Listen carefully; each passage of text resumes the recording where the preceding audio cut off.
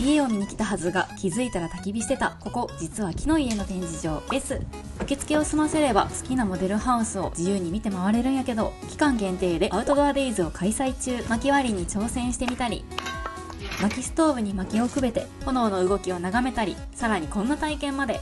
スモア作り、薪ストーブでマシュマロを溶かし、チョコとクッキーでサンド。あれ今どこいるんやったっけと思いながら味わっております。甘いスモアには苦いコーヒー。